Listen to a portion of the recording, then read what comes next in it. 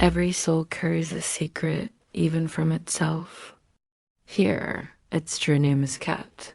Welcome to LibCurio, Library of Curiosity. Now tread softly and the chapter begins.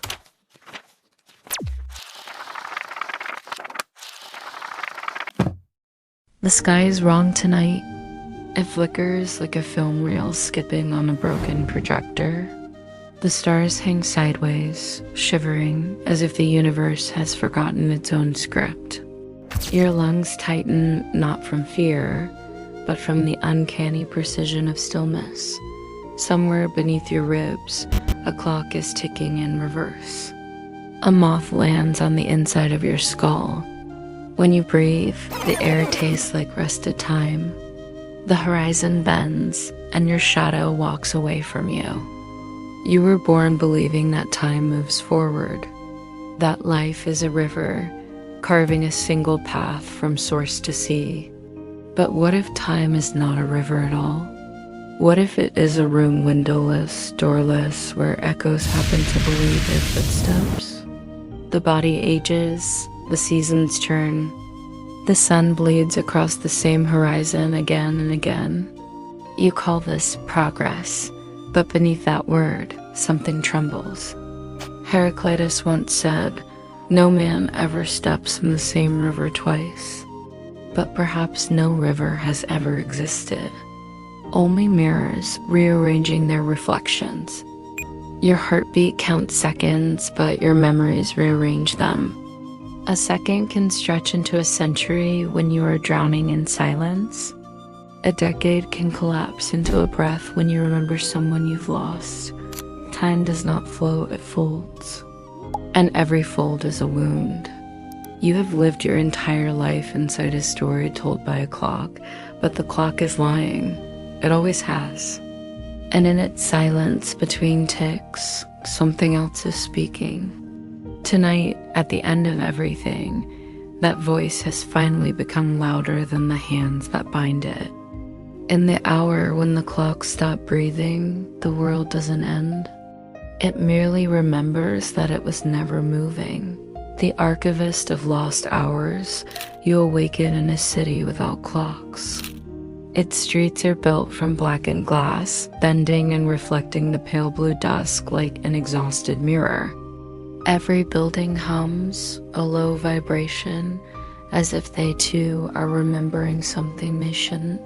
You step forward, but the echo of your step arrives before your foot meets the ground.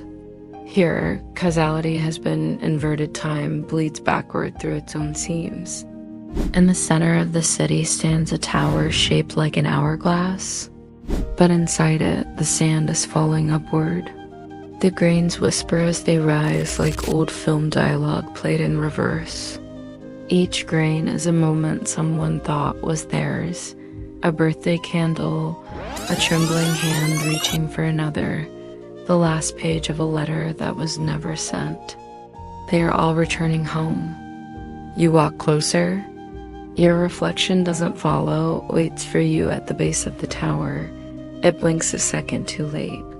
And when it smiles, it has your voice, but not your name. Inside, a scribe is sitting at a desk made of ash and bone. Their quill drips black light onto paper. They are writing history backward, the death of civilizations before their birth, the mourning of lovers before their first touch, the ending of songs before they were ever sung. You ask them, "What are you doing?" But the question arrives in the air 3 seconds before your lips move. They answer, not with words, but with a gesture turning the page upside down. On it, your entire life is written from the final heartbeat to the first cry. The ink is still wet. The scribe whispers in a language you don't recognize, and yet your bones understand. This is the archive of what never was lost, only returned. You touch the page. Immediately, memories reverse themselves. The funeral before the laughter, the heartbreak before the meeting, the quiet before the music. Everything has always been happening at once, but you were too linear to notice. Your lungs ache. Not from pain, from realizing you've mistaken sequence for meaning. Outside, people walk through the city in silence. Not forward, not backward, but in loops. A woman laughs at a joke her lover hasn't told yet. A child drops a toy and catches it a second before it falls. An old man dies, then remembers how to breathe. You stand there, surrounded by spirals. And for a brief moment, the terror fades, replaced by something else. Not comfort, not clarity, something quieter. A kind of stillness that feels like being inside the pulse of a sleeping god. Because here, time isn't moving, you are. And then a sound breaks the silence. A phone buzzes in your pocket. Its screen glows with a single message from a name you erased years ago. But the timestamp reads, tomorrow, 2:13 a.m. The text is only 5 words long. I remember you already forgetting. You stare at it, pulse slowing to match the rising sand above. Every moment of waiting you've ever lived returns at once. The unanswered messages, the late night scrolling through old photographs, the quiet terror that time is stealing something you can't name. But here, at the end of everything, you understand. Time never took it. You handed it over the moment you believed the present was real. There's a door at the far end of the archive. It is small, almost shy, made of wood, not glass. Its handle is warm, as though held by 1,000 forgotten hands. On its surface is carved a single sentence. You can leave at any time, but underneath, almost hidden in the cracks, are smaller words etched with shaking fingers. But you cannot arrive. You turn the handle. The world outside is identical to the one you left. The streets of the glass city shimmer. The tower of the reversed hourglass hums. But this time, everyone's faces are blurred, like names erased from wet ink. You realize something unsettling. This place isn't at the end of time. This place is time itself, stripped of the live direction. The archive wasn't showing you a fantasy. It was simply peeling away the choreography. You walk back into the street. Above, the sky fractures like a frozen lake. Through its cracks, a soft, colorless light seeps in. It does not illuminate. It remembers. A voice not yours, not anyone's, fills the air. Every moment you've ever lived is still here. You were simply walking past them too quickly to notice. Your reflection meets your gaze again. This time, it mouths the words along with the voice. Not mocking, not threatening, just mirroring. And then the city folds in on itself like a page being turned. Not destroyed, reshelved. The present is the dream time tells itself to forget it's infinite, the sleeper beneath the clock. The city of reverse sands dissolves, but its laws remain under your skin. They do not vanish, they translate. Every rule you once thought was gravity was, in fact, a story your mind whispered to itself. Plato once spoke of the cave. He imagined prisoners chained to a wall, mistaking shadows for truth.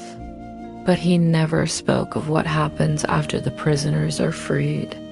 No one tells you that stepping outside the cave is not enlightenment, it's vertigo. A vast sky with no ceiling. Light so raw, it bruises your certainty. You stand in that sky now. But your cave was never built of stone. It was constructed from calendars, deadlines, clocks, birthdays, aging skin, and the soft cruelty of language that says, before, now, after. These are not truths. They are furniture, your consciousness arranged in an empty room. And you mistook the decor for architecture. Lao Tzu once whispered, the 10,000 things rise and fall while the self watches their return. This was never mysticism, it was cartography. The map of a mind that understood time not as a road, but as a tide. Rising, receding, touching every shore it has ever known simultaneously. Modern neuroscience agrees in its own colder tongue. Your brain is not a clock, it is a painter. Every now you experience is pigment smeared across a constantly repainted canvas. Perception lags behind reality by fractions of a second, then invents the illusion that it didn't. Your memories are stitched together from fragments, reassembled each time you recall them. A memory is not a photograph. It is a brushstroke pretending to be a mirror. This is why a childhood summer can still taste like sunlight on your tongue. Why a heartbreak from 10 years ago can feel more real than the chair beneath you. Why an hour spent waiting can last longer than a year spent forgetting. Time is not measured, it is felt, then narrated, then believed. The Buddha called it anicca impermanence, not as doctrine, but as observation. Everything is always slipping, not forward, not backward, just dissolving into everything else. But your mind, terrified of the fluid, builds dams, calendars, clocks, goals, narratives, identities, not to understand time, to survive it. But what if survival itself is the cage? Kahneman spoke of two selves, the experiencing self and the remembering self. One lives in the present, the other writes the myth of it. You mistake the myth for the living. And so, even as your hands tremble with the texture of a moment, you are already translating it into past tense. You are never fully in time. You are always leaving it. The archive is not just a surreal dream. It is the unveiling of what was always underneath. Your entire existence is a recursive story your nervous system tells itself so it doesn't drown in the ocean of simultaneity. Plato's cave is not behind you.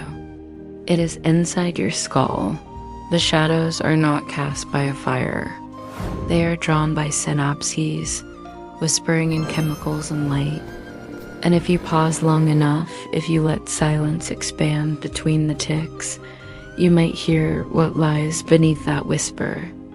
The sound isn't words. It's the steady pulse of something older than clocks, older than stars. It is the sound of being itself. We were never running out of time. Time was running out of us. The eulogist of clocks, the air grows heavy. The archive collapses like smoke inhaling itself. The city, the hourglass, the echoes, they blur into a single pulse, your pulse. And beneath it, another, something slow, immense, patient. You taste dust at the back of your throat. Not from the world dying, but from every moment you abandon to the silence between seconds. All the faces you didn't hold long enough. All the rooms you left before you filled them. All the small infinities mistaken for passing time. You have spent your life treating the present like a transit station, never a home. Always glancing at the departure board of your own existence, never realizing the train you're waiting for is you. The sky folds itself inward. Your reflection walks back toward you. No tricks this time, no delays. It reaches out its hand, not as an omen, but as a mirror. You touch it. The sensation is warm. And in that warmth, grief arrives. A clean, wordless grief. Not for death. For unlived moments. For the day you thought you were too busy.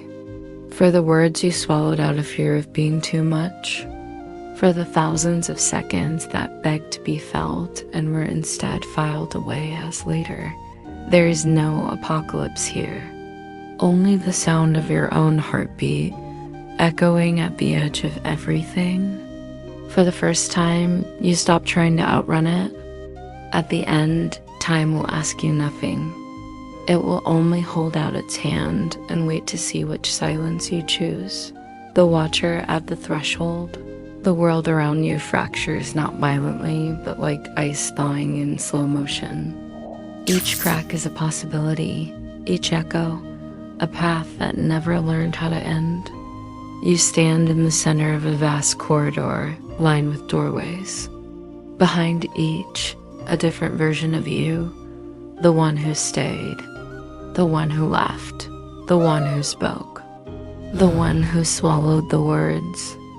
Every choice you've ever made is still breathing somewhere. The archive's whisper lingers in the air. There was never one timeline, only the one you kept telling yourself. Your hand hovers over a door, not because you know what's inside, but because for the first time, you understand that time isn't something happening to you. It is something unfolding through you. Behind you, the sand continues to rise inside the inverted hourglass. Above you, the sky waits without judgment, and in front of you, an endless chorus of possible tomorrows, each singing a different note. You exhale, not in fear, in quiet defiance. You were never meant to conquer time, only to inhabit it. And then, like a soft glitch in the fabric of everything, you take a step toward the door. If you're hearing this, then you are still inside the story, still tracing the edges of your own hourglass with trembling hands. The world hasn't ended. It's just listening. So take a breath. Not to chase tomorrow, but to feel this one fading heartbeat. That's all time ever wanted from you. Not your obedience, not your fear, your presence. Somewhere beyond this moment, another version of you has already answered. This one still can.